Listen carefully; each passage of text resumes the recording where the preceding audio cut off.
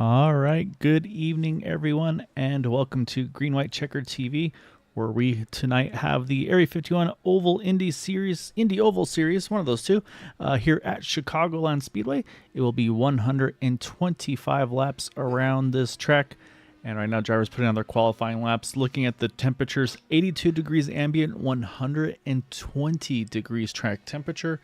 And track time right now showing 12:41 p.m. So that temperature is going to probably continue to rise. So we'll have to keep an eye on that track conditions. Hearing field numbers is going to be right in that two-stop window if we go green start to finish with a 125 lap race. Magic number would be 42. That way they can get to the finish on that 42.84 and then 126 to have that one extra lap. So we'll see if that comes into play or not. And yeah, based on that, driver's saying they might have to save like maybe a lap or two, but I'm expecting a little bit of pace fall off, things of that nature. So we'll have to wait and see. And yeah, I'm going to pull up a little bit of info for myself because we got to see where everybody is on the point side of things. I know we still have Mark Murphy as our points leader over in that number 69 machine. And then also trying to check on the results. We know Nick Drew getting that big win last week at Indianapolis. And I believe it's Eric Schaus jumping up to second in points. He is now 50 out of the lead. Nick DeGroot, Matt Wagner tied for third, both 67 points out of the league. And so again, mentioned drop weeks are kicking in now. So based on those numbers, that's their best 7 out of their 8 starts. So again, a lot that we'll be keeping an eye on over the course of this remaining season as we complete race number 8. So we still got a few more left to go. So it's going to be fun to see the remainder of that season. And then again, 1.5 mile oval, slightly curved backstretch. So I think inside line is going to be popular. However, this track is very, very abrasive. So that might, and of course with the temperatures too, might force some drivers up off the bottom. So we'll see kind of who can manage it the best.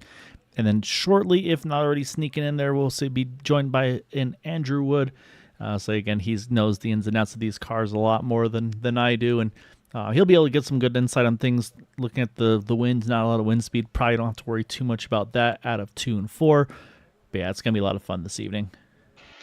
Yes, Kyle, here I am. I was actually checking a couple of the same things that you were, because if those that were watching haven't forgotten, we were at Indianapolis last race 2 weeks ago, and we had quite the finish there with Nick DeGroot making that pass amongst what seemed like, the whole top 10. He just kind of slid his way in there, and he made himself kind of known in this series finally. And I know that's something that's been bothering him for many, many weeks now, especially last season where he barely was able to squeak out a win right at the end, and then he went winless for the whole part of this season. So he may be back up to form today, and this is kind of one of those races here where patience is always going to pay off. So I feel like this might be a Nick DeGroot kind of race here if he could pull things off, but don't discount guys like Joe Branch that also showed really well at Indy, and someone that I predicted would kind of turn his season around. So if Branch can be patient as well, I feel like he might be a contender as well, compared to some of the guys, the usual contenders that we see up front. It's just some dark horses to watch along the way. And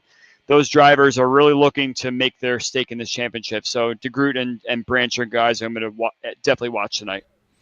Yeah, say Nick's had that extra week as well to enjoy that win before we got back into it here as well. So yeah, it'll be fun to see. And I mean, we've talked about with Nick lately where he's like, yeah, I got in super late. I didn't really have a chance to really kind of see what I could do, and that it affected his qualifying run. So we'll see if that comes into play once more here tonight. We have about 20 drivers, looks like, that'll be taking part in tonight. It looks like 18 of the 20 have put a qualifying lap down. So we'll have a pretty good call on at least on the qualifying pace of these drivers.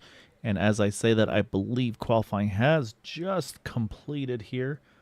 So what we will do here is wait for these cars to click over onto the grid, and you can see right there everything's switching over from practice to the race lineup here. So let's go ahead and pull up our starting grid for tonight's event, and it is going to be Edson Santos on pole position, and pretty good margin here, Andrew, about half a tenth, which at a track like this, again, these guys usually are right on top of each other. So great lap by Edson there. Next to him is going to be Craig Forsyth. And then, again, points leader coming into tonight, Mark Murphy. You got Rick Sanchez there in fourth, a great start for him. Mason Mitchum, Eric Schausik, and Eric there second in points, so going to kind of keep that 69 in his sights.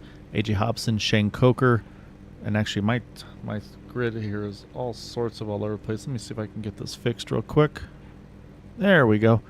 Eric Schausik, and there's Matt Wagner actually also tied in points. They're right together as we mentioned. Then you got Eric Peterson, Nick Wheeler are top 10. Jeff Heisong, Nick DeGroot, again, kind of a mid-pack one here. Andrew in 12th position there. Aaron Trotter, Charles Teed, Daniel DeRosa there. There's Shane Coker in 16th.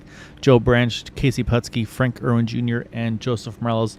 Those are the 20 drivers that are registered for tonight's event. And, yeah, we'll see what we got in store for this one here this evening. Looks like Mark Murphy is the highest of the championship contenders in third place there. We have Eric Schaus sitting in the middle part of the top 10 there, but Nick DeGroot with another poor qualifying, and that always indicates that he has something off his sleeve. So he might do a little bit of a fuel save. Doesn't have to kind of fall back much to do the fuel save. He's just going to kind of sit there and do what he has to do. And yeah, Joe Branch, not really a great qualifying for him, but he might follow the Nick DeGroot strategy. So the two of them might kind of hook up in the back and figure out what exactly strategy they want to overtake there. Edson Santos is one that kind of, it's actually very intriguing because he ran up front quite a bit last season, and he's been pretty quiet for most of the season. But he's starting out on pole now, and he may not have a lot of challenge up there if people are trying to save fuel. So Edson might be sitting in the kind of safe zone. He just has to work on figuring out what kind of strategy he wants to employ. And if he wants to just sit out there and a little bit of fuel, then maybe that might be the best strategy for him to stay out of trouble tonight. Yeah, I'm going to be very interested to see how Edson runs this as well, because we've always talked about the pace he has on the long runs. He is very good at managing those tires. He and Raphael Eckert, I think actually Eckert's one that might be even just a little bit better. So with the clean air right off the bat too, it'll be fun to see how he kind of attacks this race. If it's one of those ones where, like I said, maybe hold the bottom and just see what you can do, or if we're going to see these guys jump around a little bit. So we'll have to wait and see. Like I said, field's going to build up here, and of course for me, Andrew, the trickiest part for me in these cars is turn 3, that opening lap. You're still building up temperature, building up pressure, and these cars don't like to rotate very well in turn 3 in that first lap getting up to speed. So hopefully these guys are ready for it. But yeah, 20 cars here tonight, 125 laps. Should be a 2 pit stop race under green flag conditions. But we'll see what these guys have for us tonight.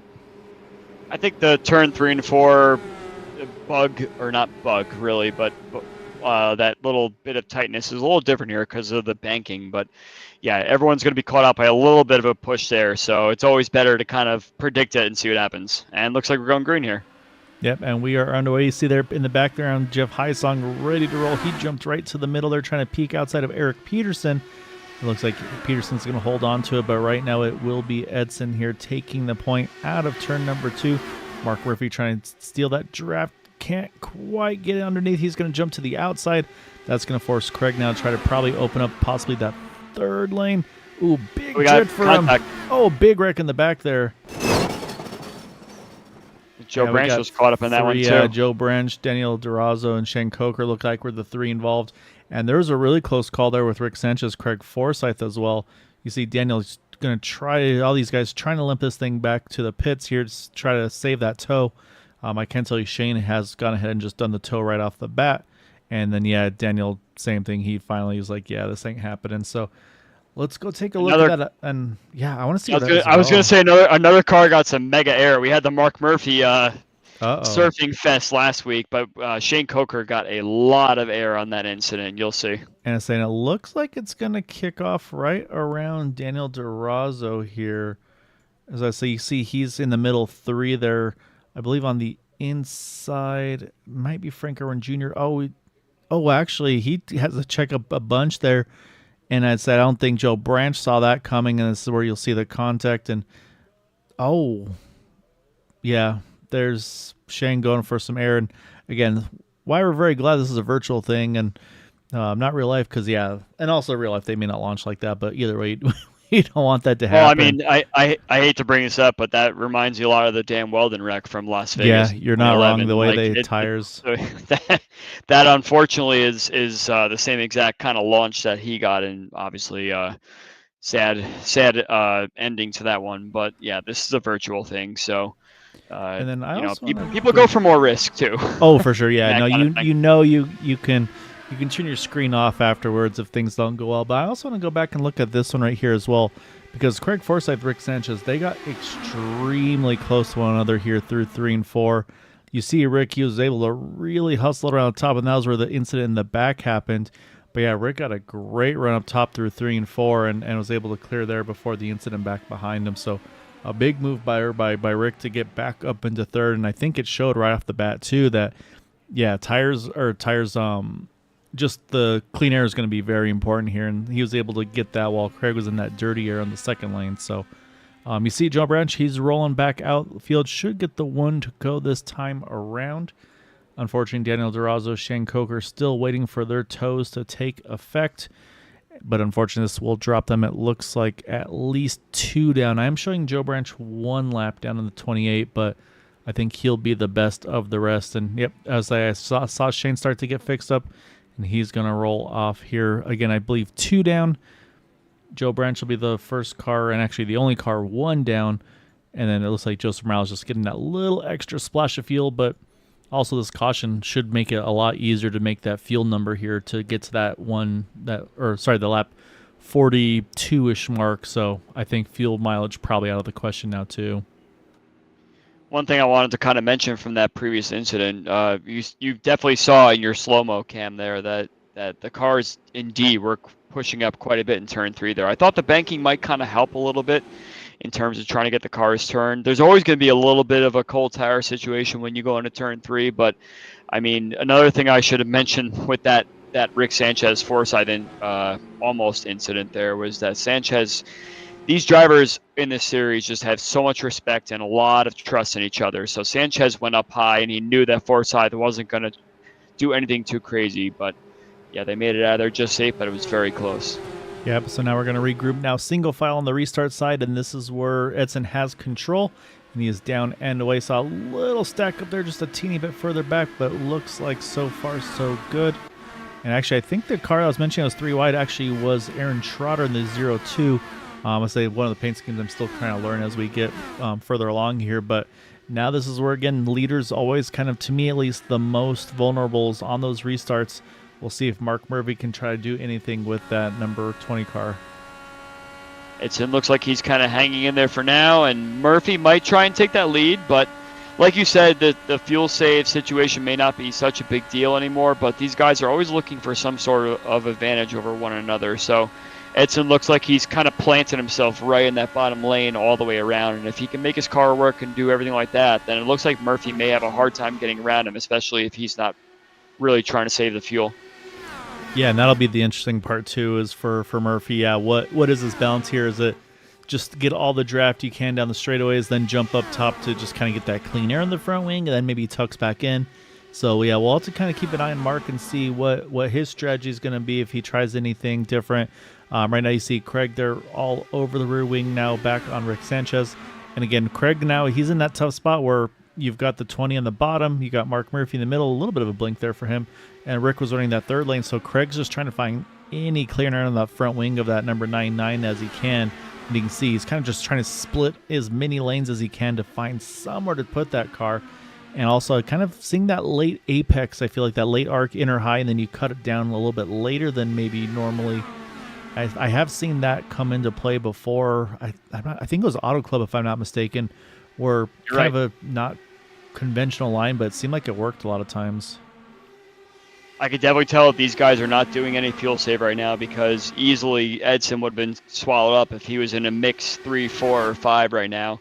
So this is a full rich mix here for Edson. Unfortunately, Mark Murphy is kind of lagging in and out a little bit, which might make it a little difficult for the guys that are following him. But hopefully that's something that's just temporary and he gets it all kind of sorted there. But Edson definitely seems like he's got a nice little run sitting there in the bottom lane, and no one's really able to take advantage at this point. Yeah, no, and Mark's in a tough spot, obviously, because you want to keep your track position, but at the same time, I'm sure there's good drivers going to be keying up shortly, if not already, saying like, hey, 69 car's blinking a little bit. And then sometimes they'll give them a little bit to see if it settles back in. Otherwise, they might say, hey, all right, you're going to have to drop to the back. That way we don't risk anybody making contact. I'm going to jump back a little further, though, because we got a little gaggle here now. Eric Schaus working his way up there, getting around Rick Sanchez. AJ Hobson's going to tag right along, almost, let's say, not quite bump drafting, but pretty much getting as close as he could there as they've gained a couple spots here in that 72, and the 4 machines now working inside the top 5 for the 2 of them. And a little bit further back, I saw Nick Wheeler here working around with Jeff Heisong there, Aaron Trotter as well.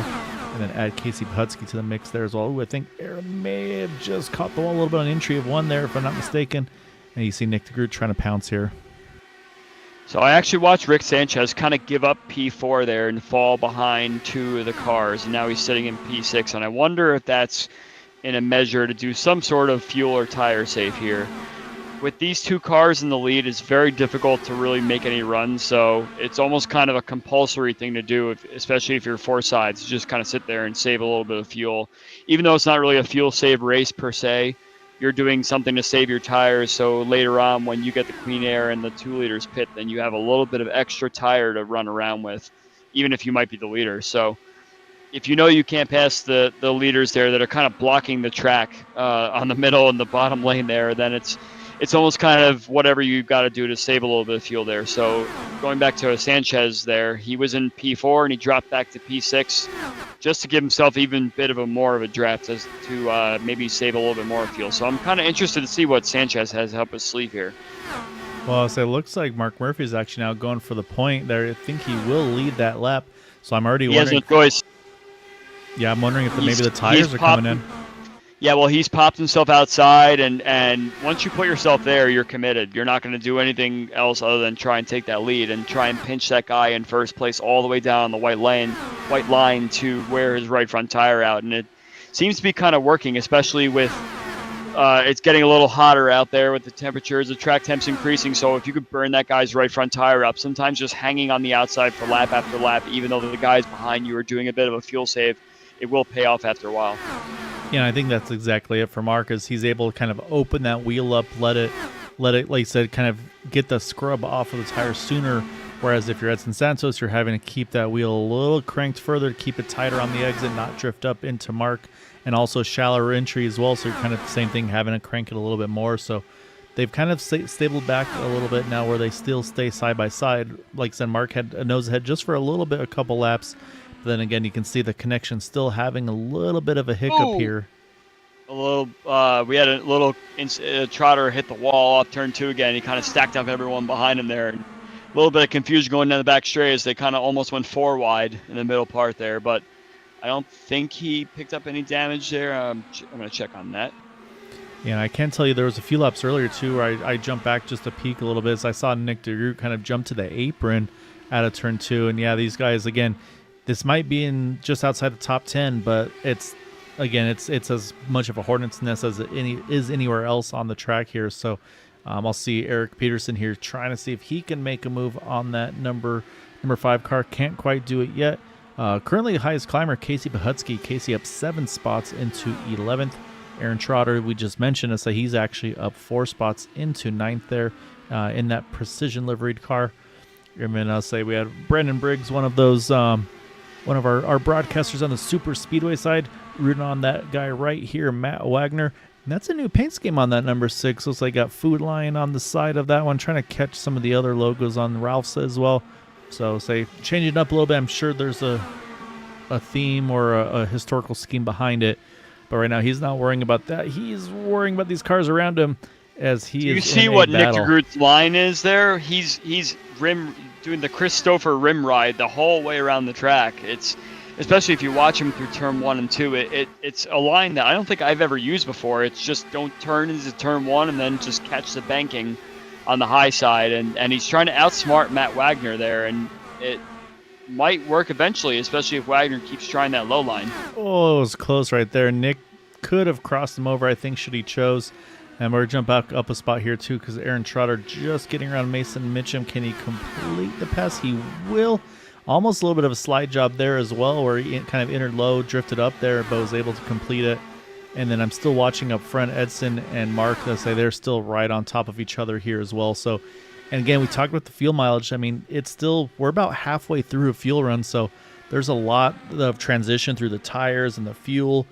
And again, we'll have to see kind of at what point do we see the balance switch where tires matter more than the lightness of the car with the fuel burning off. So it's going to be fun. It's fun to see kind of where the advantage lies in these types of situations. So Nick got around Wagner last lap, and I mean, he's committed to that upper lane there. And now his next target will be Mason Mitchum there. He's going to go by him on the outside here. And you can see he almost just doesn't turn into turn 1 and turn 3. And yep, tags the wall a little bit there. Going through turn 3 and can't complete the pass there so much. But it's just wild watching what lines these guys want to take. And it's not something that will keep your tires in a fresh state if you keep doing something like that, because you'll need a lot of wheel to even kind of turn into the middle part of turn 1 and 2 in particular. Yeah, I know, and that's the thing too. Like you said, is just you're just running such a fine line. Ooh, so Peterson there and Trotter going after. Oh, look at Nick. Trotter went from the bottom to the top there, not intentionally. I think he just had a lot of push in his car, maybe wrong tools. But yeah, De Groot had to kind of mess up his rhythm there. Oh. Trotter's got troubles. I think he's got too much damage now. That car just does not want to rotate anymore. That or the right front's already burned off.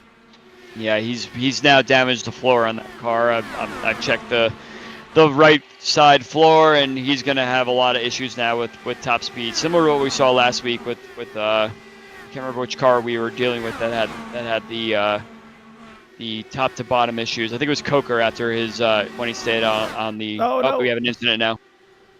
Yeah, and it felt like it was going to be inevitable. That car just kept pushing, and so both these cars go around and say Aaron's going to be most okay. He's got to get out of the grass and get rolling. Although it looks like I think that car's a little bit crabbed. It looks like, if I'm not mistaken, yeah, that car's not tracking well. Casey Putsky got a piece of that. I don't know. Casey could maybe get away with the front wing. We'll have to kind of keep an eye on him there. But I'm going to go back. We'll take a look here, and we'll take a closer look from Casey's point of view.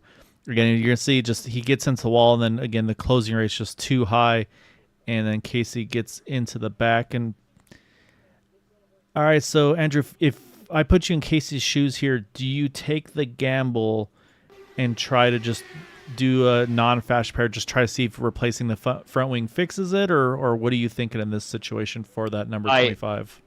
Yes, I absolutely think you just go for a front wing change, untick the box, see how the car is. You're not going to lose any lap or anything like that. You're already kind of running them in the mid-pack, so save the fast repair for the big one that might be coming later. So I would just go in there, fix the front wing, don't tick the box, and see if that fixes the car enough for you to continue on in the pack.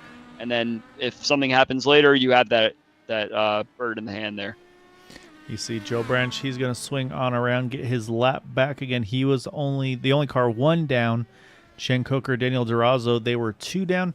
So now they've got a decision to make here as well, Andrew, where do they decide, okay, so I think they can enter the second time by. I don't think pits are open from this first time by, but do they stay out and take the leg up? Go ahead.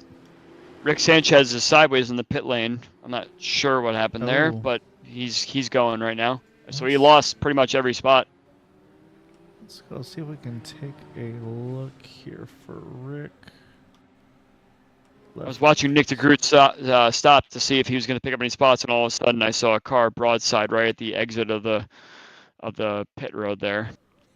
You can see the angle he's already in is not the best. I wonder if he just throttles out too hard. Yep, throttles out too hard. I think Peterson's going to get away with that. He was the one that was the closest to contact. Right, but when he gets going again, there were some other cars that had to randomly take evasive action to avoid getting an incident there. So I think everybody got out fine, just like you said. But yeah, that was kind of a strange one, especially as he was kind of near DeGroot's pit box, so I was watching what was happening there. But yeah, going back to the getting the lap back situation, I think it'll be fine to kind of stay out. Yeah, yep. So they're going to get their lap back. So everyone's got 1 lap back. Branch is back on the lead lap again. Durazo, Coker are just 1 lap down now. So they're going to be in a little bit of a disadvantaged situation. But as long as they stay with the pack and don't do anything crazy to really try and burn their stuff off a lot more. Yes, they'll have to pit probably within 15, 20 laps or so. But it's a good strategy. It's the only thing they can really do to get themselves back in this race again if we have a quick caution. Yeah, I agree with that too. I think that's the right call for them. So like you said, they're 2 down now, 1 down. And again, everybody's still in a 2-stopper, I think, from here. Again, we talked about 42 being the magic number for a 2-stopper. So, I mean, we're going to restart here on lap 30. So I don't think we're anywhere near the ability to stretch that into a 1-stopper. And I can also confirm for you, Casey Pahutsky, I think he was listening to us, or we're just really smart and had the same idea. He had a 14-second pit stop, which is pretty much the typical 5 seconds added for a front wing change. So Casey opting to, I think, save that fast repair. As we get back underway, you see Edson Santos drops the hammer, and we are back under green here starting lap number 30. I like to say we're the smartest people on earth, Kyle. That's why people watch us. That is exactly why. And we're the most modest, too. Maybe you, but not me. But yeah, so I'm going to watch the back of the pack here and watch these guys got the wave around and see how much time they may gain or lose. Hopefully they just kind of stay with the pack and don't lose too much time. And now they got to fight each other though too here, Andrew, because now they're both 1 down, so they know, hey, if there's yellow, whoever's ahead of the other one, that's the spot, and I get that spot back. So this is going to be that fight within a fight, I think, between these two right now.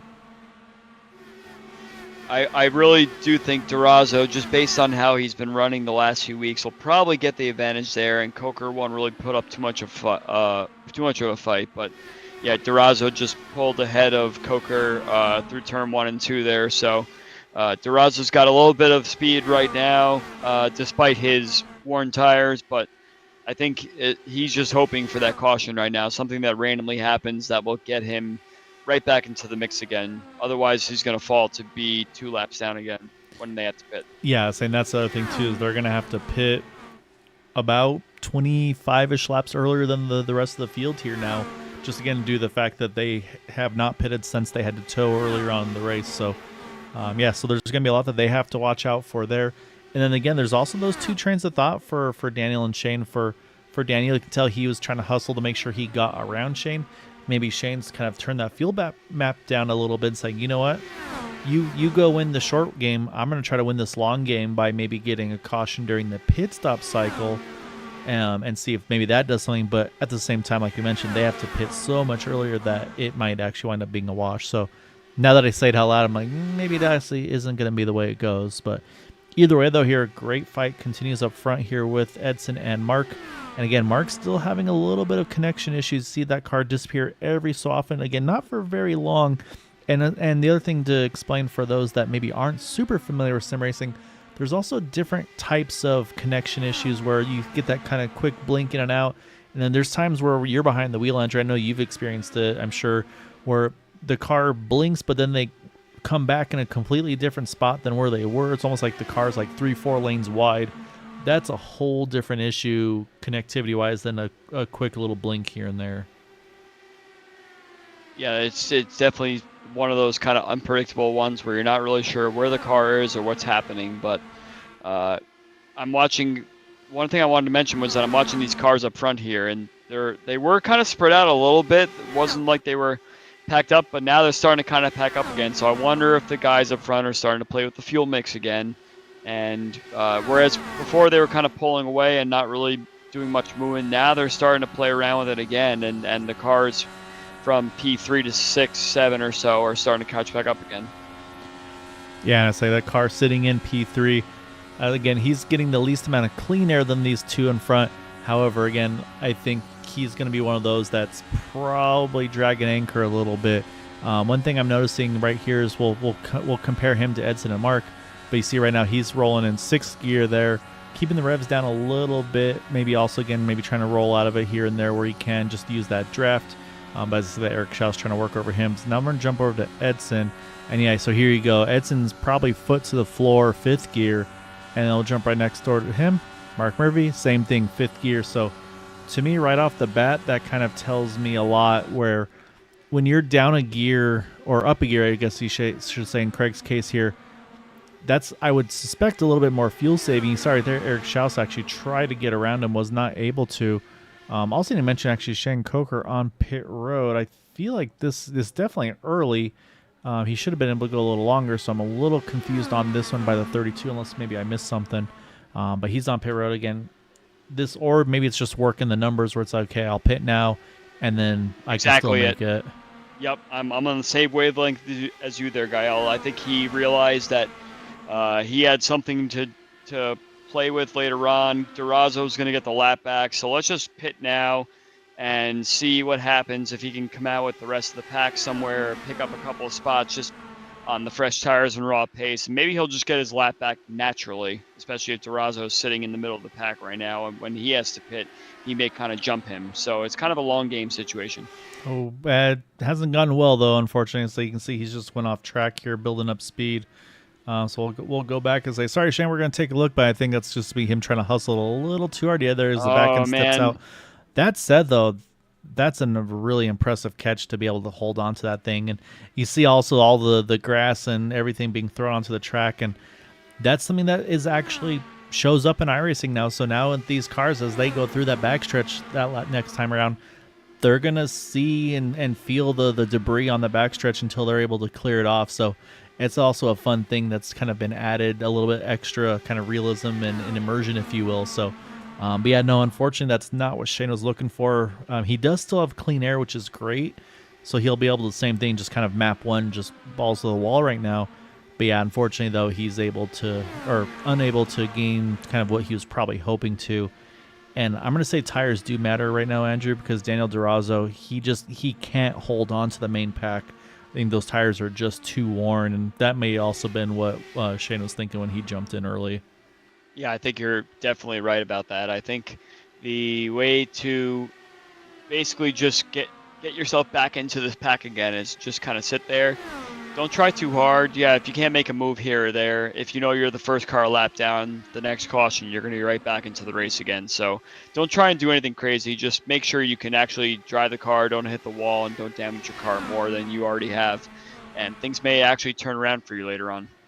I'll say, speaking of don't do anything crazy, I guess go 3 wide maybe fits into the bill there. I say Craig has had his hands full right now with Schaus, and then here comes Nick DeGroot decided to join the party. Yeah, Teed's on pit road here. Same thing seems. Oh, I think that's a. I'm gonna call it type pit stop there. I think for the 50, unfortunately. So either something maybe happened or just maybe real life happened and had to step out, unfortunately. So unfortunate to see. I'm checking on that to see if there was some contact somewhere or something along those lines. That said, right now, top two running away here. Craig's definitely trying to work some numbers. I feel like I don't think it'll be enough to, like I said, to one-stop it, but it's really stacked up the guys behind him where Schaus and DeGroot, again, they were trying to take him 3 wide to get back by him, and they've kind of settled in a little bit, but he's still in the draft window here, Andrew, but, I mean, he's 8/10 off now. I mean, at what point do you start kind of ringing some alarms and say, okay, I gotta maybe bump it from let's say he's running map 4, I gotta bump it back to map 3 or map 2 to get back at least a little closer distance to these guys? I'm not really sure if it's more of a tire fall off sort of thing, where it almost kind of seemed like people were stacking up a little bit, and then you wanted to save a little bit of fuel, so you kind of kick it back up again, burn the tire some, kick it down to maybe save some. I'm not sure if it's really an issue of a fuel save, more of I'm just trying to figure out what exactly my tools are to try and keep up with the pack, and I wonder if Craig is just struggling a little bit with that.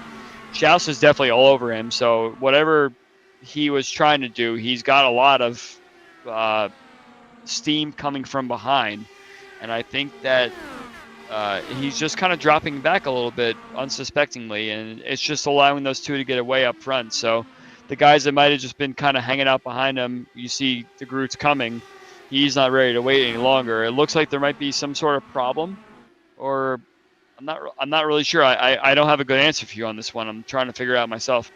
Yeah, it's been interesting to see. It's been hovering around that 8/9 of a second margin, so he hasn't fallen off too far from him. Do also want to mention Daniel Durazo did hit his marks in and out of pit road already, so he's going to roll out and should be able to cycle ahead of Shane Coker as well.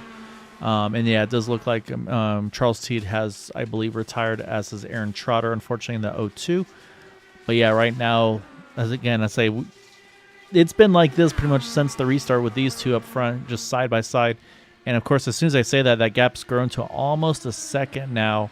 So now, like I mentioned, I say now to me, alarm bells may be ringing a little louder here if I'm the 72 and the 89 saying, hey, man, you might be trying to do something, but we need to get around you because we think that they're going to get away if we don't pick up the pace. So we'll see what Craig's long-term plan is here. Good battle here. Matt Wagner, AJ Hobson, 6th and 7th respectively.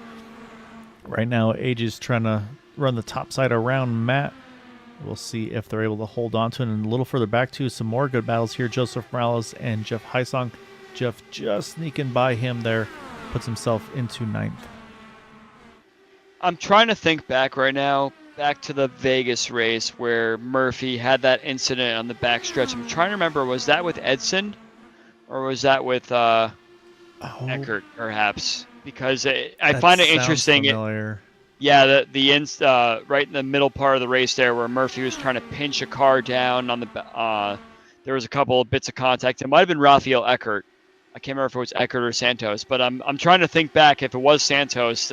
I'm wondering if Murphy's just giving an extra wide berth during this battle here, where he could try and pinch Santos down a little bit more to try and give him a bit more tire wear, but he's a little bit scared if he's running him too close, because I definitely think in the Vegas situation, Murphy was running whichever car he was battling with very, very close, and it was almost kind of inevitable there would be some sort of impact there. But if it was Edson Santos, I think Murphy's trying to give him an extra little bit of car width there to make sure there's no contact. Yeah, I'm sure part of it too. It's like, hey, we're not even halfway yet. Don't need to push too hard yet. But at the same time, like you mentioned too, and it's not it's for those things also. This isn't a knock on an Edson or a Rafael situation. It's just physical location. Those two drivers are in Brazil, so the servers that they have to connect to, there's a further distance for them to get to, which means unfortunately likely a little bit less quality on the connection side of things, and so it just amplifies that potential of the net code that they call it, the car moves side to side, things of that nature. And so that's why in these types of situations you might have to give somebody a little bit more room, because again, you just don't know if, let's say, one car width is actually a car width or if it's maybe a 1.5 or whatever in that situation. So we've seen it, unfortunately. It's been biting some drivers in the past, and so that's one of those things, and that's why, like you mentioned for Mark, maybe having to be a little extra cautious there on that situation. But man, these guys are going to start getting even more antsy, because here comes Matt in this picture, and Craig's losing him now. I talked about him closing back up. It's down to 1.1 seconds now of a gap, as Mason Mitchum actually is hitting pit road here. Yeah, we got to be talking about pit stops soon, right? Because I think 28 was the pit stop for we're at the 58, caution. so yeah, about 30. So I think max they can go is probably about 12, 13-ish more. And again, though, I'm curious to see who goes how far. Will be the fun math. Well, let's put it this way. If Craig has fallen back this far, let's just pretend that he's sitting in a map 4 right now. Just unapologetically sitting there in a fuel map. That's allowing the top two to pull away. Say they're on the full rich map. They'll be definitely the ones to pit first. So we'll have to see if Craig, your favorite fuel saver, is doing exactly what he wants to do, and Eric's just kind of hanging out there, and he wants to race, but he also kind of is like, all right, let's play along with this fuel save strategy. This is all speculative. I'm not saying this is exactly what they're doing, but let's say that Craig just says, all right, we're kicking the maps down. Eric says, I'm not going to pass that too wide wall up ahead. I'll also play along with you. I'm curious to see if the 2 leaders are the first ones to pit, and then these 4 cars that are behind are actually going to do like a lap, maybe 2 laps longer. Yeah, I'm very intrigued to see as well, like you just mentioned, for how far they can go versus Craig and so on. Well, this is interesting here, because Schaus has now made the move into third. He made it so simply and so easily, as if he was kind of just hanging out, but he's like, yeah, I'm done with this. I'm going now. And look at the gap he's already pulling on Craig. And this is probably also where Craig's like, yes, more draft, please. Go ahead. Yes, absolutely. I threw some quick numbers. So based on them pitting around 27, 28, of course, we then restart a few laps later. If my numbers are right, that would leave them just under 100 laps to go in that race. So roughly, he would need to go about 48, 49 laps per tank to make it to the end on one stop. Again, at the beginning, we had mentioned that 40 to 42 is sounded like the likely range that they can go without any fuel save. So there's potential there to, I don't know if he can stretch that many laps, but like I said, yeah, if there's someone that wants to save it, Craig likes to try. I mean, look at what's happening right now. Eric has pulled out over a second lead, so it's clear that Craig is doing some sort of fuel save, and you don't just pull away a second in 2-3 laps without doing any sort of fuel change going on here. So I could definitely tell right now the 2 leaders are on a higher fuel map. Eric has pulled up the wick. Forsyth is kind of just flailing here on some sort of different strategy to try something a little different. And now he's fallen all the way to 6 as Nick has now battled him. Now he pulls up right ahead of Craig. Yeah, some bad dirty air there. But look, we were losing so much time to the leaders, and look where Schaus is right now. He's keeping up with them. So the 2 leaders were not doing a fuel save whatsoever. Yeah, no, they were still within that magic draft window as well. So Duty mentioned that Eric Peterson has hit pit road. And interestingly for me on this one for Peterson is he's actually cycled out behind Mason Mitchum, who pitted at 57, even behind Shane Coker, who had that issue on pit road exit as well. So to me, that again, talk about the tires and pace fall off. So going along, you might for Craig, for instance, if he's going to try to one stop this again. I mean, the goal is obviously to be able to do. Ooh, look at Mark Murphy there. Actually, finally clears Edson. Yeah. And again, this is probably about to hit pit road. Actually, Edson's in. Nope, Edson's not in. It looked like he was. It looked like he was kind of lifting. I think he made a wrong choice there, and now Edson's for the first time in dirty air, so he's going to make some mistakes based on where he wants to turn in and figure out where the clean air is, because he had nothing but clean air, and now he's got to try and find it. Yeah, no, you're exactly right. And you saw immediately he went to the second lane because, again, Mark now running kind of that first seam, so he's running kind of that middle lane, maybe arcs it a little bit on exit. But yeah, so right now the pace is dropping, and so for Craig's strategy to work here, if he's able to get to that magic number, which again at this point it's got to be under 50 to go in my mind, then he's going to need to make sure he can also cycle back out of pit road in the draft. So, and we've seen that it definitely looks like there's definitely more pace with the fresh tires than a light car with used tires. We would have restarted with 96 to go, so that's 48 laps each. Well, 48 and then a little more than a 48 based on that. So he has to do a 48 at least, or a 49 to make it to the pits to do a 48. That was really close there between the 20 and the 16. And here comes actually both of them right on cue. Yeah, wow. Looks like Mark. Oof, that was close. Got very close, yeah. And Frank Irwin Jr., he's going to hop in as well. Oh, Frank's missing a front wing end plate. So Frank Irwin? Not sure if that's why he pitted, or we'll have to take a look at that at some point. But right now, though, we still are under green, so I'm not sure what caused it. Actually. What's that? I'm sorry? It went away and came back. Oh, okay. It's like so. And there was a moment there as well with Edson and Mark where same thing, the front wing for Edson disappeared, and then it popped back as well. So. Well, I think for at least for Murphy, he got stuck on the kind of the transition of the apron and the track. So I think that kind of sent his car a little bit forward, but somehow he was able to get the car turned down pit road. And I think, unfortunately, Frank Irwin speeding on entry because he's got a lengthy stop. Here comes the Groot. He is on pit road, and so now that's going to leave Schaus and Wagner right now the top two. Craig now is over almost 3 seconds behind them now. Again, talking about just, again, dropping that anchor. So, again, he's going to need to try to go at least 5 more laps to make this number work. And now the question mark will be, here comes Wagner. He's going to hit pit road.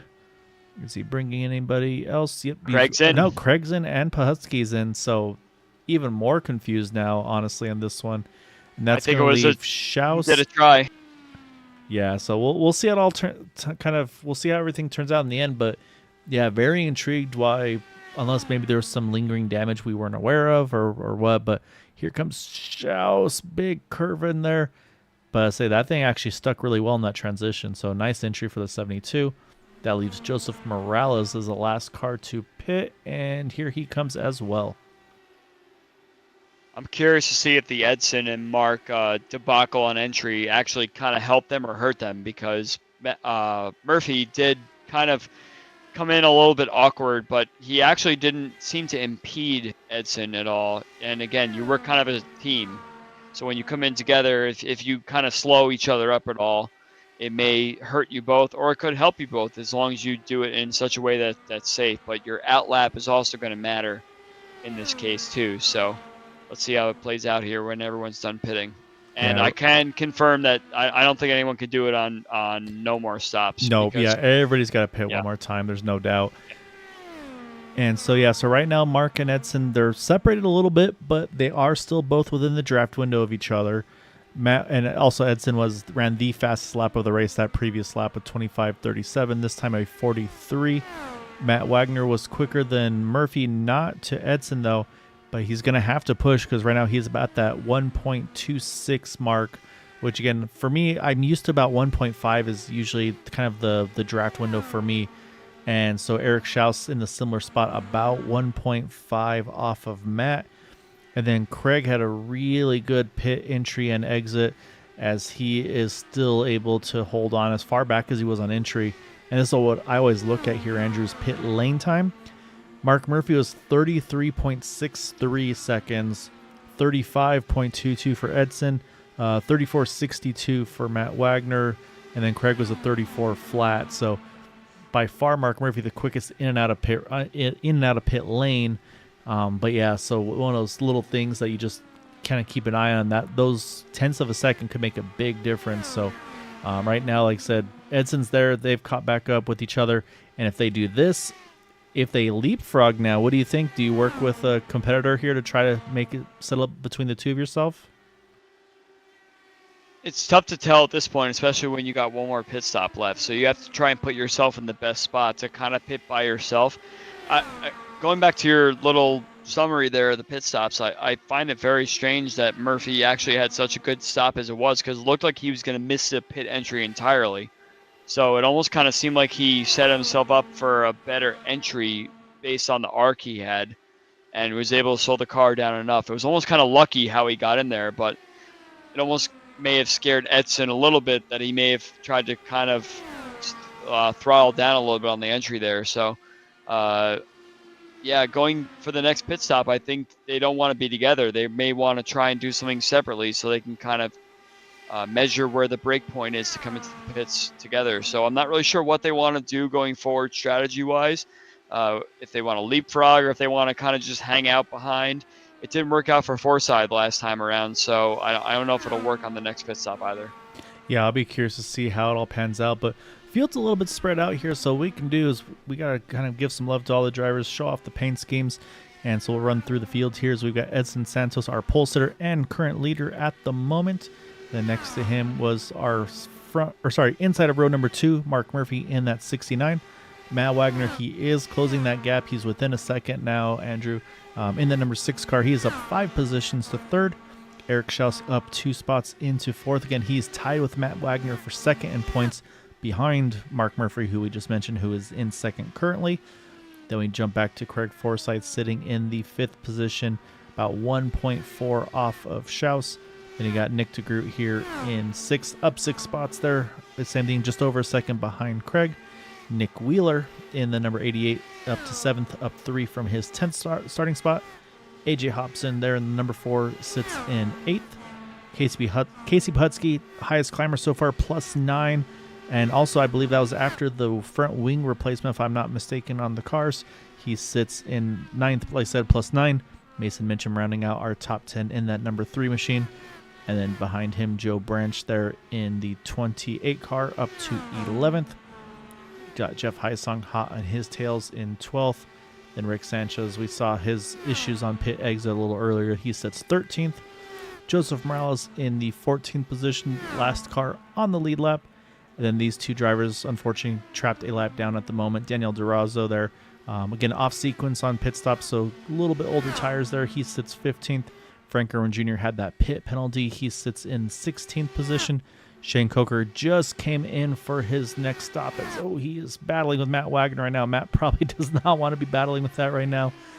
He sits in the 17th position in that 32 car. And unfortunately, I don't know if I missed it during this process, but I'm not seeing an Eric Peterson on track anymore, unfortunately.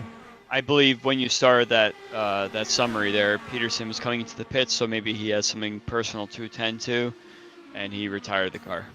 Yeah, so similar we saw with Teed as well, where maybe had to jump out and park it back. But what I am seeing, though, Andrew, as we ran through the field and now back up to the front, is we've got 5 cars all within the drafting range of each other here, from Edson Santos back to Craig Forsyth. So basically put all these guys back into the thick of it. Nick DeGroot's not too far. He is still in the draft range to get back up to them. So I'm going to say we're going to add 6 cars to this one. However, Nick Wheeler, unfortunately, he is about 2.5 seconds back. That's going to be too far to pick up any tow. So at the moment, it looks like it could be between these 6 drivers here. Again, pending how things go in the race. Right now, these are the 6 drivers that I think can vie for the win as things stand. And so, yeah, but again, we still got 39 to go. And Andrew, we pitted at around, we'll say roughly lap 70. We're at lap 87 now. Again, they can go a fair bit more, but do you decide, okay, maybe I'm going to split this one evenly because we've seen tires matter? Do you run it as far out as you can? I mean, where do you want to blink and maybe try to see if you can catch them sleeping a little bit here? It's tough to do, especially on a 1.5 miler, because if you pit, you easily go down a lap and a half, and it's very difficult to pick that back up again, especially if all the cars are kind of on one side of the track where there's no help to get any sort of draft, and you don't want the worn tires at the end, especially if you know that there will be no cautions left. So I would say that these drivers may not split it directly in half, but you may see drivers come in possibly around 105, 110.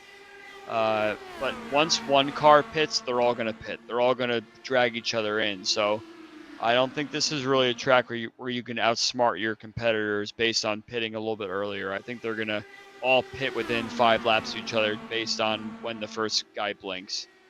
So I say it's going to go like this probably for another 20 laps or so, and then we're going to see them all come in for a splash. I think they all take tires as well. Yeah, I think tires are for sure. And you make a good point, though, is like you said, is the splash part of it. They're not going to need a full tank of fuel. They'll still need a fairly solid tank, actually. But all that they can save now would allow for a shorter pit stop on fuel. And I'm actually looking at pit time as well, just time stationary in the pits. And again, we talked about how much we felt like Craig was probably saving on track. And he had an 8-second pit stop compared to everybody else was in right around the 8.5, 9-second pit stop. So I'm wondering if Craig maybe saved half a second of time in his pit stop for fuel just because of the savings he's done. So can he do that again? That actually could also, same thing, propel him up a little further. And while I was watching that, I saw Nick DeGroot. He's found our boys here. He's in this mix now again as well. So top 6 drivers all right here with each other. And also that 32 Shane Coker, again, he had pitted, so he's a little bit off sequence with these guys. But again, right now, just in the middle of this pack right now. So we still got 34 to go, 33 at the line. Everybody's got to make one more pit stop. Right now, we're just trying to figure out when that might be and who's going to blink first. You could definitely tell Craig was trying the fuel save to do it on just one more stop, but he couldn't pull it off. So I think he's now on a full rich set. He may try and save a little fuel, let Nick go, which he just did there in turn 2, and try and make his stop a little less. It only saved him about a half second, as you mentioned, in the last stop, so I don't think he can make up too much time, but maybe it can net him maybe 1 or 2 more spots up the road, and then they could battle to the end. Yeah, it's going to be very fun to see. Again, when do you want to blink on these situations? Again, so we'll say roughly 70. And I say with this being a 125 lap race, like you'd mentioned, lap 100 or so would be kind of splitting it with a little bit of extra kind of fresher tires towards the latter half of the run, obviously. So yeah, but I think you're right, though. I think especially with the tires 100, 105, I think is probably the likely window for splitting it. The question mark is just going to be is whether or not they actually are going to try to split it or just run it as far as you can. you can see that Craig is dropping off the back of this pack quite a bit. So he's gone into a fuel save mode. He wants to make his last stop as short as possible. But one thing I noticed is that the top two, they've created such a wall of dirty air that there's nothing that Matt Wagner can do to really close on them. So even though he's on a full rich set fuel mix there, he really can't make up the ground that he wants to make. And it's kind of stacking up the rest of 4th, 5th, and 6th behind, trying to find the clean air. And it's not really paying off so much trying to find a way by him. So he's losing the top two a little bit. And unfortunately, it looks like the top two are pulling away a little bit, and Matt's not really finding the clean air in order to close up onto the two of them up front.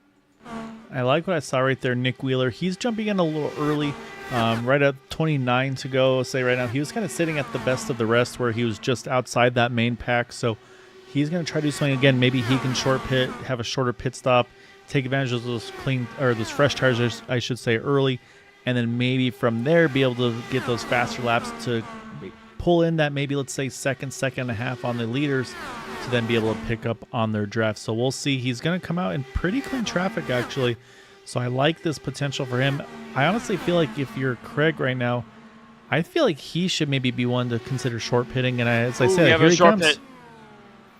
We got two. Matt Wagner. Craig was maybe a little hot. We'll have to wait and see. But so we got the 6 and the 99 both doing exactly what we just talked about.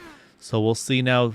Would they come in? Do we see any response from an Eric Schaus or a Nick DeGroot here? And again, I feel like Edson and Mark, I think they're going to be so focused on each other, I don't think they're going to look out past their mirrors.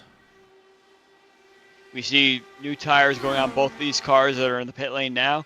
So now it's that dirty kind of time where we're trying to figure out, will there be a caution that traps these guys a lap down, or can they work together? Oh, Matt. We got a little loose there with Matt Wagner coming out. Hung on to, though. That's going to cost him a lot of track position. However, Craig is able to get out clean. He's also very grateful that Matt was able to save it. Edson's on pit road here, so Edson's going to react to what we saw there from Matt and Craig. So now, again, I'm thinking we see Mark Murphy in probably this next time around, or do you think he says, you know what, I want to go further, have even fresher tires later? Yeah, I think this is the first bit of clean air that Murphy has this whole race, where he can run the line he wants to run that Edson's been running the whole time. So I think Mark Murphy might try and extend this quite a bit, and he may drag the other cars that were sitting right behind along with him to try and close up a little bit and make sure when they pit that they have the clean track that they want as well. So yeah, Mark has dropped the hammer because he's pulled a couple tenths on these guys behind him. So right now he is 1.92 seconds now ahead. So Mark's got pace. Again, we got to wait for the full pace to pick up for all the guys that did pit. I can tell you, Craig Forsyth, he has been able to pull himself away from Edson, but again, only 0.8 of a second, not enough to break the draft from that number 20. But he was able to get in. Again, think about how much further back Craig was at the time of pit entry as well. So, again, just shows how quick he was. And actually, looking at pit stop times, about identical. So, I think that's just all Craig's in and out lap. So, great job by the 99. And lap time-wise, Craig ran a 25:41 to Mark Murphy's 85. So, 4 tenths quicker. This time by, it's a 50. So, again, a couple tenths quicker for that 99 car these last couple laps. That's going to be the product of the new tires, and I think that as long as Murphy can run the faster lap times out front, well, it's debatable if it's faster or not, especially with the new time. Yeah, we'll have to see how it plays out. Yeah, I'm going to be very interested to see. This last time by, Craig was still quicker, only by 0.2 of a second. It's a 25:69 to an 89. Edson, though, he's right to the rear wing now of Craig Forsyth. He ran at 25:36, and Mark said, I can't wait anymore. I got to come in. So he hits pit road. That's going to leave Eric Schaus out. DeGroot's in along with him. So now it's going to be Schaus leading this race. Again, he went furthest of everybody last time by. So now, again, do you maybe try to play spoiler and say, you know what? I know a couple guys almost spun on pit exit a few times now. I'm going to run this thing out, see if I can trap this field a lap down, because right now you've got, I think, just Casey Bahutsky, AJ Hobson are the only drivers still in this lead lap once that 72 across the start finish line here at pit exit. I'm watching Craig Forsyth right now, and he has a face full of Edson. So it's going to slow these cars down that pit early. And it looks like Murphy has fallen behind the two of them now. So Forsyth and Edson have overtaken. So it looks like the overcut's not really working so well. And I think that it's going to split these cars up from that small pack that they were running in earlier. No, it's really spread the field out right now. Mark Murphy is just, I think he just by the skin of his teeth grabbed that draft here, Andrew, because it was about 1.5 or so. Now it's 1.44, 1.43, 1.42. Now starting to click back the right way. But it was very close. Like, that was as tight as you could probably get for Mark Murphy to try to not lose that draft. So right now we still have two drivers up front that have yet to pit. I believe up on the front runners, everybody else has hit pit road. Right now it is Edson Santos, Craig Forsyth, now the top two. Give Mark Murphy another, let's say 4 or 5 laps. He'll be right into the mix here. So pretty much I would say with about 10 to go, we're going to have a 3-horse fight for this win from what I'm looking at. But again, right now, Eric Schaus, though, he is going as far as he can go, it looks like, as Mark Murphy just ran the fastest lap of the race there, Andrew, 25:30 in that number 69 car. It looks like Eric Schaus at this point is just saying, okay, I'm going to run this out as long as I possibly can, because if a caution were to come out right now, Eric Schaus would be the leader, and you get a free pit stop out of it. So as fast as Forsyth and Santos are running, and as you see, Murphy is kind of closing up to this pack as well. It looks like the staying out may pay off as long as the caution comes out, but it's very tough to tell if that's going to happen. And right now, Edson's actually been able to kind of sneak away a little bit from Craig here in that 99, about 0.6 of a second now. And again, those two are only 2 laps difference. Mark Murphy's got 5 lap fresher tires. And speaking of Mark, that last time by, he ran again the fastest lap of the race, bettering his previous one, as he's just going to squeak by there. I think that was Casey Puhutsky, if I'm not mistaken. Or not Puts. Or yeah, no, it was Casey Puhutsky. Again, Casey on the older tires. So right now, again, he's still on that lead lap, but same thing. He's doing what Schaus is doing, just going as far as he can. But right now, I'm honestly, now it's here. Actually, as I said, here comes Casey, and I think he didn't get down on the apron fast enough. And yeah, I think he was going to try to do something, and he said, nope, that's thought better of it. That's unfortunate for Casey there. Just kind of one of those rub salt in the wound type deals. But Mark's there. He's got to Craig. He's got to try to make all of this time as fast as he can. And he's going to try to get a 2-for-1 here, get around 32, get around the 99, because he knows he needs to get back after that number 20. And it looks like, I think he'll get the momentum out of 2, and he'll take over that 3rd spot. So he takes that 3rd spot from Craig, and I think he's going to try and set his sights on Edson now. So if you remember, it was Edson and Murphy that were side by side for much of the race here, and he wasn't able to do anything about it. So now that he's catching Edson, can he try and find a way to sneak attack him on the inside and get the run that allows him to take the lead? I'm wondering, I mean, I feel like we saw as the run went on, the top lane actually seemed to have the momentum, and we've talked about that Mark's been playing nice on that second lane. He wasn't really squeezing that sit down, kind of forcing him to crank a lot of wheel in it as we're 10 to go here. So I do kind of wonder, maybe there is something to be said about trying to still run that top side, but obviously first thing first, he's got to get there. Lap time wise, he was about a 10.5 quicker, 37 to a 50. And then they're also both just getting towards Eric Schaus. As I say, here comes Schaus. He's on pit road, coming to 9 to go. For Schaus, I think he's still got to take tires. I think it'd be too crazy to try to do a fuel only here with the time you're going to lose anyway. So, but that's going to give Edson a lot of clean air back again in front of that number 20 car. So Mark Murphy's going to have to work hard here, and you already see it starting to break that draft. Yeah, it looks like they really started to come close to one another on this last lap. So can Murphy try and figure out something that gets him a little bit more clean air and gets him more momentum to go around the outside to pass Edson for the lead here? And I also give a pretty big shout out here, Nick Wheeler. Remember how we were talking about him short pitting, see if maybe he could take advantage of that and pull up a little closer. He's right now currently sitting in sixth, I think about to crack fifth here. Yeah, as he gets by Eric Schaus, Eric still builds up speed, so he was able to jump over some of those guys that were in that pack ahead of him. So great job by Nick Wheeler in the 88 to right now sit in that top 5 position. But here we go, though, 8 to go at the line, and we're back at it. It looks like we were at 20 laps ago or I should say at lap 20 with these two side by side one more time. Craig's got the best view in the house for this battle up in front of him, though. They're back side by side again, so we're getting down to the last 8 or so laps here, 7 laps to go crossing the line. So I think Murphy's going to try. He's put himself right on the outside multiple times this race without being able to figure out a way by, but as you can see, they're racing a lot closer together than they were before. Yeah, right here, Murphy has just a nose ahead. Now goes back to Santos there again. Slightly curved backstretch, so Santos will still have a shorter distance through the backstretch.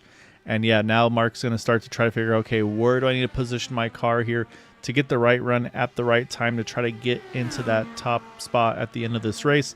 And then Edson's going to be doing the same. Okay, what can I do differently to prevent him from grabbing that draft off of me?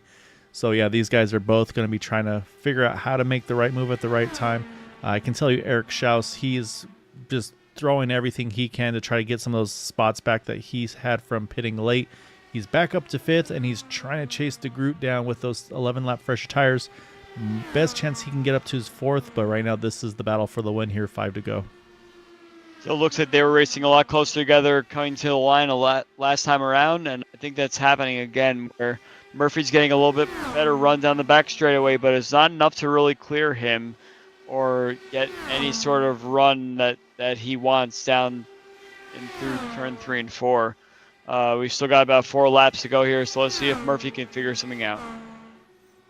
Yeah, I mean, this is a tough spot to be in, and you always think the short distance is going to be better. We have seen over time that it has gone the wrong way on the inside line. You just start to get that little push, and if you have to do any sort of breathing on the throttle, that kills all your momentum.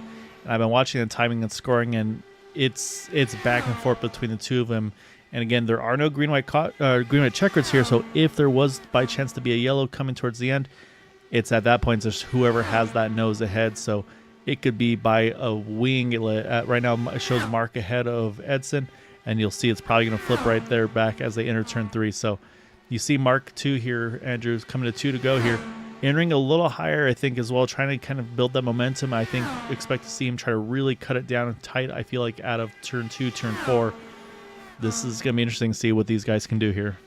I'm watching Eric Schaus. It looks like he's making a move.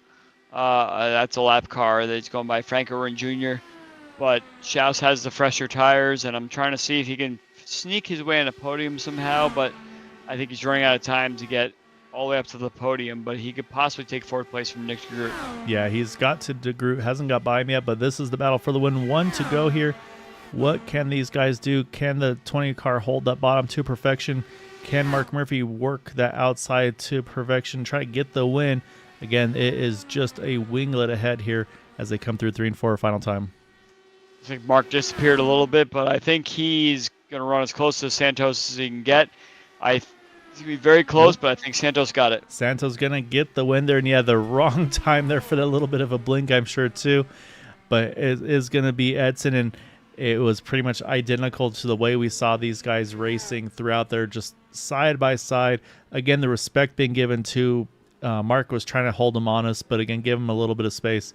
But Edson able to get the win here tonight as he's going to stop it on the backstretch, and we'll see if I think he might be having to jump straight back to the pits to maybe try to get everything set up. Hopefully be able to get a chat with him on the interview side. But a great fight, though, by Mark Murphy. I mean, those two, I think they were probably single file less during that race than they were double file. Their spotters are probably really tired telling them car low, car high that entire race.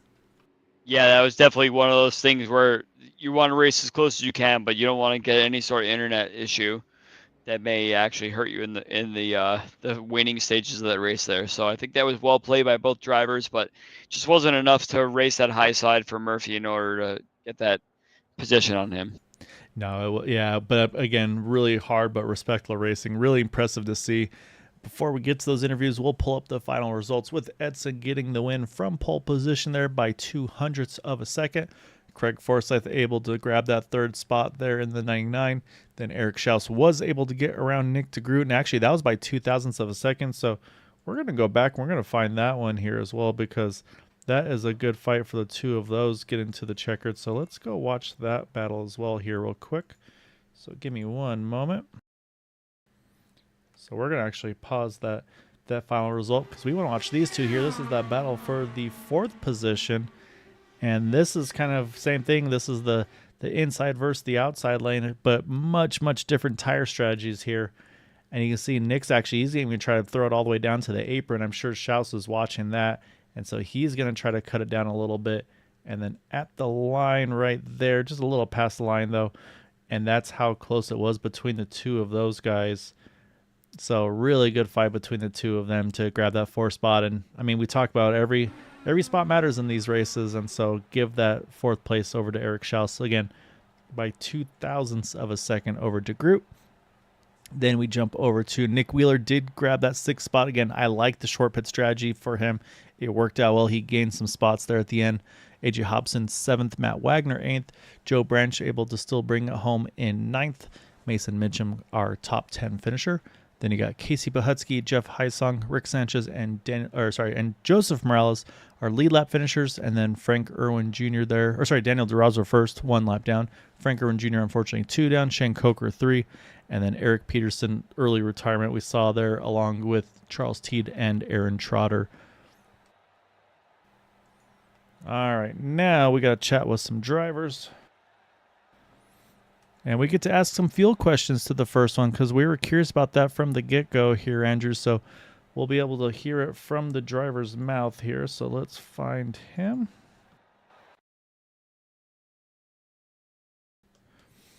All right, so we're going to grab the Craig Forsyth on over here.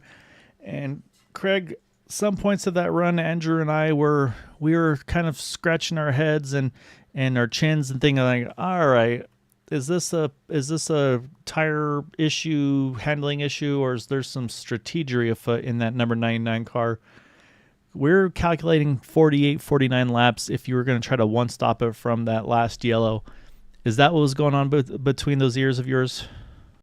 For the second pit stop, yeah, I was the second stint. I was trying to see if I could one-stop it to the end. About 15 laps in, I realized it was just not going to happen. And I was having trouble keeping up with anyone. And then I was having tire trouble the whole race. As soon as I went more than 20 something laps, my tires were done.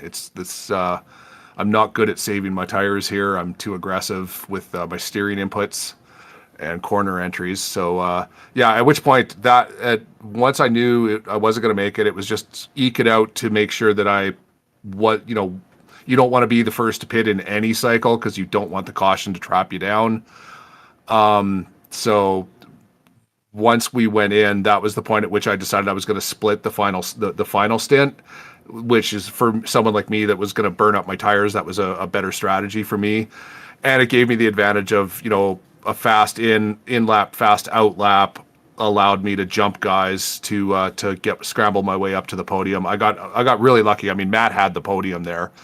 But on the pit exit there, I mean, I'd caught right up to him, but he was still going to end up being ahead of me. So, which means, I probably would have finished 4th, but he got loose there on pit exit.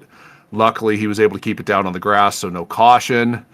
And that's what she wrote. Once I was up with Edson, I knew it was only a matter of time till Mark was going to get by me. Those two guys were class of the field tonight. So I'm happy to steal the podium, I think. Do you think that you were actually trying to save fuel a little earlier in the race than you thought, or did you actually try and see if you can get up to battle Mark and Edson, but they had too much of a wall going on that you couldn't actually get some sort of advantage? Like, what part of the race do you feel like that the fuel save or the tire save in your case may actually be a beneficial one for you? It was once I knew I couldn't make the one stop from the first caution, from the first pit stop we all did. Once I was a couple laps in and realized it's just not going to happen. I can't make 49 laps or whatever it was. They were a wall of dirty air. I think that was That's kind of what I was getting at. Yeah. Yeah, every time someone got up to me, I kept having the guys come up behind me right when I had lap cars in front of me, and I couldn't get like the optimal position to protect myself. Because I mean, if you go to the bottom with a car trying to run you down, you're going to get passed because he's going to go to the outside and he's going to hold the outside, and as long as he can hold the outside to the next corner, to the end of the entry for the next corner, he's going to pass you. So it's there's a lot of protecting the outside just to make sure that the guys behind you can't pass you, and yeah, it was because the dirty air is nuts, and yeah, it was wearing down my tires, that's for sure. Well, I mean, the strategy and the pit entry and exit, we're looking at the numbers, and you were by far one of the quickest in and out of pit road in your pit stalls as well. So it was, I mean, like I said, you were able to kind of offset maybe some of the troubles you were having on track with your pit stop. So really, really good job there, Craig, to kind of like I said, get the most out of what you could, and then same thing, able to kind of take advantage of bad luck for others there at the end as well. So really, really good drive. Again, I'm in a very abrasive, difficult track, but able to still bring it home. Again, 120-degree track temp. That's only so much you can do in that situation too. But great job tonight, Craig. And as always, of course, got to give you the floor for any thanks and shouts for that podium tonight. Well, yeah, I got to think it's Joe Branch got taken out in the first wreck there near the start of the race, so it put him a lap down right from the get go. So he was on the back foot most of the race, but he was in chat with me. We were talking over strategies, and then yeah, Jim over at 40 Raceware, he couldn't make the race tonight. He was sad about it. Pretty busy with work right now, which I guess is a good thing. So yeah, nope. 40 Raceware, great supporter for IndyCar racing on iRacing, multiple leagues, and Area 51 as well. So yep. And I mean, you guys for doing the broadcast day in, day out, week in, week out. I think we'll go with week in, week out. We appreciate it. Close enough. Awesome job, Craig. Well, great job tonight. Look forward to seeing you the rest of the way, man. And yes, have a good evening, sir. You too. Stay safe, both guys. Have a good night. All right, that is our third place finisher, Craig Forsyth. We're going to jump up one more spot here. We're going to pull in Mark Murphy, who continues his streak of just ridiculous finishes. I've been looking at the stats, Andrew, and it's just so many top fives. I'm sure wants more of those 3s and 2s to be 1s, but Mark, you probably owe your spotter a couple beers or something tonight, because I feel like you probably all you were hearing tonight was Carlo for the majority of the race. I mentioned Andrew, you were probably double file with Edson more than you were single file in this one tonight. Yeah, that's I got the Race Labs indicator lights, you know, the blind spot warning lights. They sit on my dash right about where the top of the dash is on the side of the wheel. And I think the left light stayed lit for 120 straight laps. I mean, it was a ton of fun. I mean, you know, not exactly racing for the win here. You know, you got to understand the situation and understand the remaining races on the schedule and understand who you're racing against. And Edson isn't necessarily one of the people I'm racing against. It's you know, Schaus, DeGroot, and Wagner that you got to watch out for. And so, you know, it didn't really matter to me that much if Edson won the race. Just, you know, lead a lap, get the 2 bonus points for not making contact. So, you know, give plenty of room, make sure that there's absolutely no chance that netcode can play. And then, you know, if I could pinch him enough coming off of turn number 4 to nip him at the line, then so be it. If not, you know, happy to run second and keep the, you know, the podium and the top 5 streak alive. And, you know, I didn't catch any airtime today, so unfortunately Wood was denied some healthy entertainment. But other than that, you know, just really sad and just really happy to keep marching, to keep going toward the ultimate goal. Right? They don't pay you for the individual race. They pay you for the championship, and that's what we're after. Well, you kind of answered the question I was going to ask Mark, so I'll ask it in a different way. At any point in this race, did you feel like you could get underneath Edson to maybe take the lead and maybe make yourself the champion of following the normal line around here, or was it just a matter of a damage limitation situation where you felt like you need to just place yourself in a situation where you know that you would make the wall dirtier for the cars behind so that no one could get around you to take that second spot? Or did you I mean, feel like there was any point where you can get underneath and take the lead? I did have the lead after the first pit stop. I mean, I had like a second something lead. Unfortunately, I didn't escape the draft envelope, and Edson was able to catch up, but only liked a couple of tenths of a second for making that happen, which is hilarious to me because I never beat anybody off pit road. So I wonder if he slid the tires or overslid his box or something. But I thought maybe we might have had a chance to escape, but then again, it's remember who you're racing and what you're racing for, and understand that it doesn't really matter if Edson beats you here. It's it's finish ahead of Schaus, De Groot, and Wagner, and we did that. And if that means finishing second, then so be it. To answer your question, I didn't even try to get under him. It wasn't worth it. The risk reward there was very high risk, and the reward was nothing. So I didn't even try it. To be completely fair, wasn't even thinking about it. If he'd have slipped or something, I'd have gone down there, but I wasn't going to actively try to force the issue given the situation.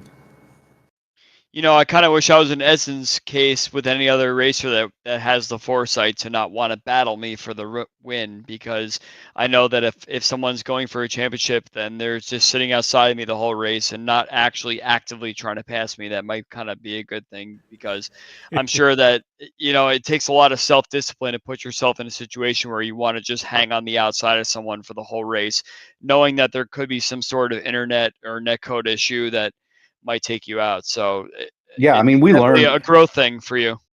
Yeah, I learned from Vegas. I mean, there was a netcode issue there, and so I don't know if you guys noticed it, but there was a lot of extra room given. Andrew, this. Oh, we did. We talked about it during the broadcast. So Yeah, I mean, I'll make note of that when I go back and watch it. But it's one of those deals. I mean, I can't afford. I'm not going to put myself in a position where I'm in a situation like Vegas or even Indianapolis. Like you wouldn't think you'd get. You wouldn't think you'd have a lapper spin off a pit lane and take you out while you're running third there. And that was, I was looking at a pretty. I mean, I had that race wired too. So it's put yourself in a position where you're not going to finish off the podium, and don't put yourself in harm's way. I was thinking about it too, looking at the schedule. Texas is, well, you've seen me race at Texas. And Kentucky's on the schedule too. Those are, that's left. Those are two very similar tracks. Um, I've won some big races at Auto Club in Michigan, and Auto Club's left. Really, the only track I don't like going to that's left is Phoenix. So, and it's not that I'm bad there; I just don't like it. Right. So, I'm looking forward to the remaining tracks on the schedule too, and I don't see any other wild cards. So, just keep finishing on the podium and keep finishing ahead of Schaus, De Groot, and Wagner. And by the way, that's not an easy thing to do. I mean, Nick De Groot's long been one of the top drivers in this car and the service, and Eric Schaus is plenty fast, and Matty Wagner is a excellent driver. So it's not like it's easy to do that. I mean, those guys are pretty good. Yeah, no, and I mean, it kind of also shows Andrew. I mean, we're already big picture time too, and I mean, I applaud you for that too, because like I said, you can get so caught up in the heat of the moment trying to like, no, I want this win. And then, then unfortunately situations could arise. And I say, I can't tell you again, we do have the drop weeks kicking in now. So, but you went from 50 over Schaus to 58. So you gained 8 points on them. Obviously, I'm sure gained a little bit on De Groot and Wagner as well, with you getting the best of the rest, or finishing the best of them as well. And yeah, like I said, I mean, there's only 5 to go after this one. So I say you guys start looking at some point, you got to start looking at those numbers and saying, all right, I got to make sure I get this math to make sure I don't kind of give up any points that I shouldn't, So, really good strategy tonight, man.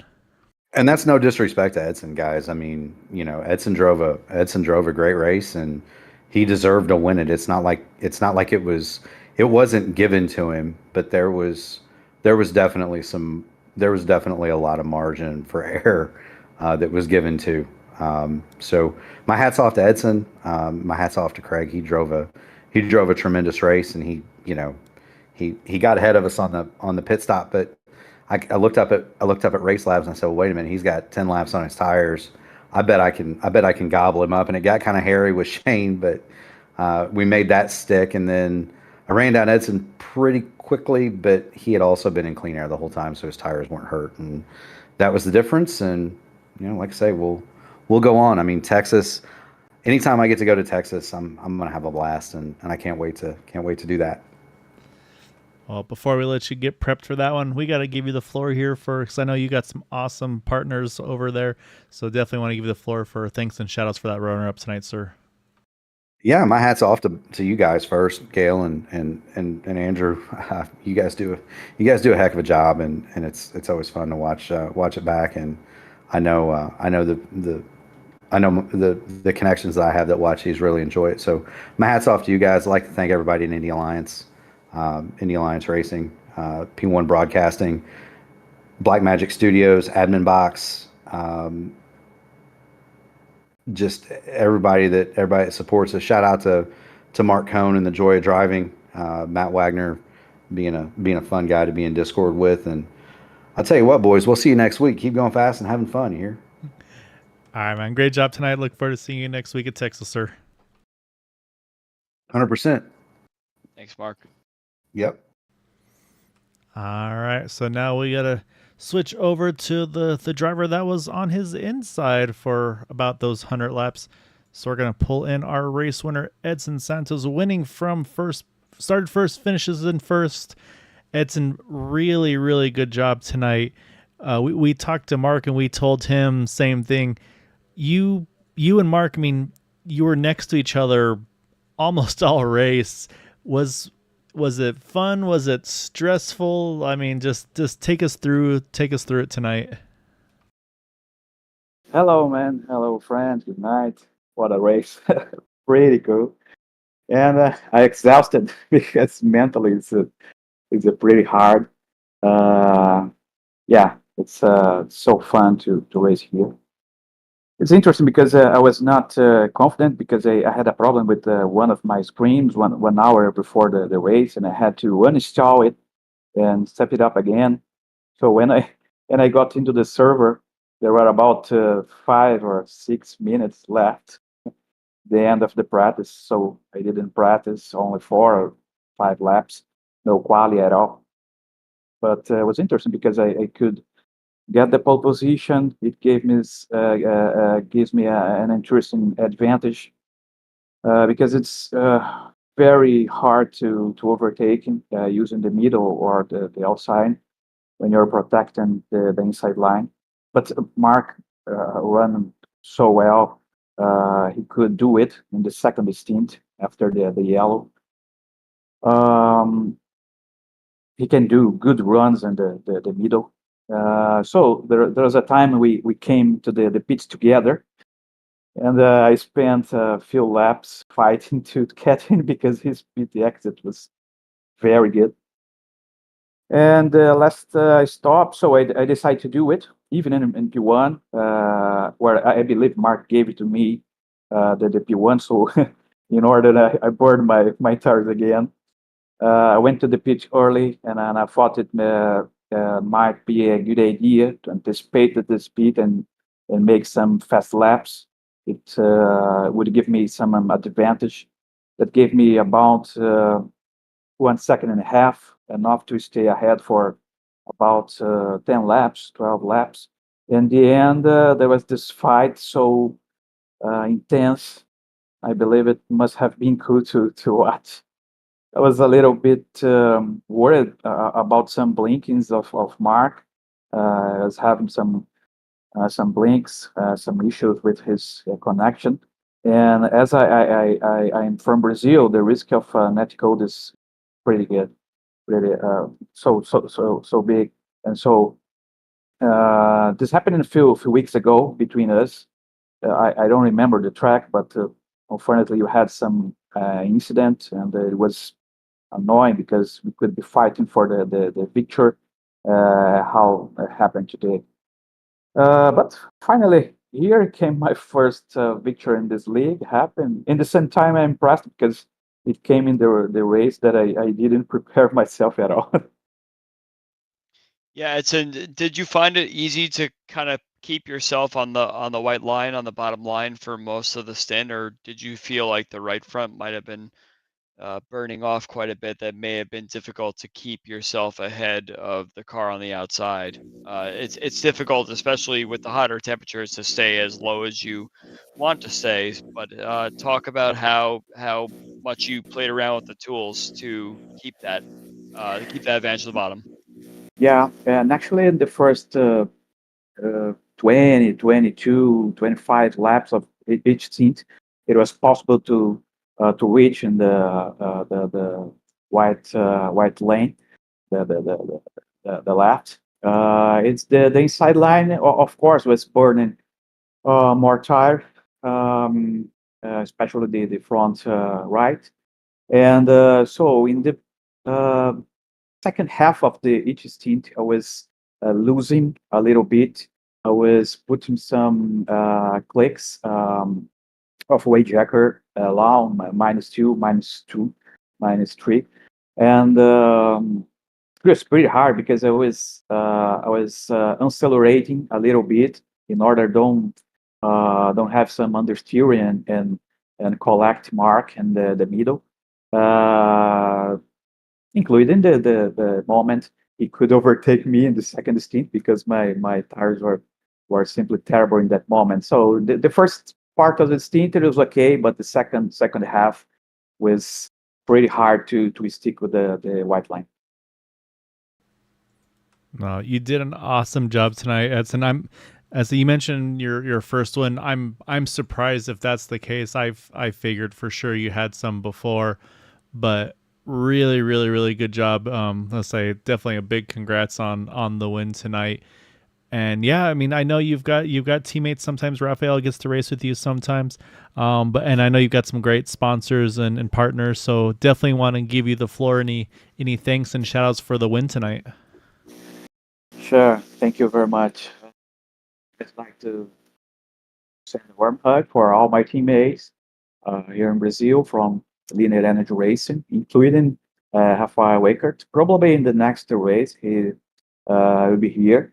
He had some issues with his equipment, but yesterday, I guess, yeah, yesterday, he could get a new director drive, and probably he's gonna organization himself to get here in the next picture. So a kiss for my children and for my wife here, and pretty good, pretty good. Congratulations. Yeah, and I can confirm, yeah, the first win at Area 51. You came second on your second start. You finished second, so it took a little bit, but get the big win tonight at Chicagoland. Like you said, with the everything starting late with the monitors and everything, just you're able to still make it happen. So great job tonight, Edson. Go enjoy this one and look forward to seeing you again next week, sir. Sure, I will. Thank you very much. See you again last week. Thank you, Edson. Thank you. So that is our race winner there, Andrew Edson Santos, getting the win here tonight at Chicagoland. And I went and I had to go double check because I couldn't. I was like, no, he's won before, and no, unfortunately, he hadn't got one yet. And that said too, I mean, his first race was January of 2024, and then he's kind of been able to when he's been able to make him here and there, So still, I mean, able to get the win here tonight. That's always a fun thing to do. Matt and I always talk. We will always love to see the first time winners, and they mentioned and say he remembers as well that contact, unfortunately, with Mark. Obviously, Mark was aware of it as well at Las Vegas, and I mean, yeah, just unfortunately part of racing. I mean, he Edson mentioned in his interview too. It's with him being in Brazil, the net code it has that extra chance of being an issue, and I think both of them were aware of it, and they kind of adjusted accordingly just to be extra cautious tonight. Yeah, we always like to see a first winner of the series for sure. I remember my first win in Area 51, and then they kind of just piled on afterwards. And it's almost like you break through the glass ceiling, and then next thing you know, you just have a lot of confidence going into future races. And this won't be the first one for Edson. I'm sure we'll talk to him a lot more in the future, and if he can kind of string together enough of a top 5 streak, kind of like Mark Murphy did this season, we could see him be a championship contender as well. Because I think Edson's got what it takes. He just gets, unfortunately, mired down in the pack a little bit and can't really find a way to get up to the front to take advantage of those situations. Yeah, no, exactly right. So he just, like I said tonight, yeah, like I said, he had the track position, didn't have to worry about trying to fight through the field, and it's even sometimes those ones where you don't over prepare, you just kind of have to jump in and just almost let your natural instincts just take control. And I mean, almost wonder maybe that's kind of what came into play for him tonight, was just like, oh crap, I got to go, let's qualify, let's do this. And it worked out well for him. So it's really cool to see. I'm excited for him. And I look forward to seeing what he's got the rest of the rest of the season. I mean, again, he's not too far back in the points. He could definitely still put some pressure on those top 3 guys. Like I said, he's just got to kind of try to see if he can get hot like Mark has. There's definitely such a thing as over preparing for a race, and I've definitely been there before. So I think he might have had the right kind of recipe tonight for a good finish. Yeah, it's going to be fun to see how the rest of the way goes. But Andrew, as always, sir, a pleasure having you up here in the booth with me. I say, Brandon, we saw you watching on the broadcast. Again, big thank you for you chiming in. Also love having you over on the booth on the Super Speedway side Thursdays and Sundays. Thank you so much for hopping in over there too. And yeah, I mean, we're full back in the swing of broadcasting. Back again on Thursday night for the Super Speedway Truck Series. And then Super Speedway Gen 4 Cup cars on Sunday nights. And then 1 week's time we'll be back here again with the IndyCar Ovals at Texas. So for myself, Kyle Brooks, Andrew Wood with me alongside as well. Thank you everybody so much for watching. I hope you all have a wonderful evening. And as always, until next time, take care, stay safe, have a good night.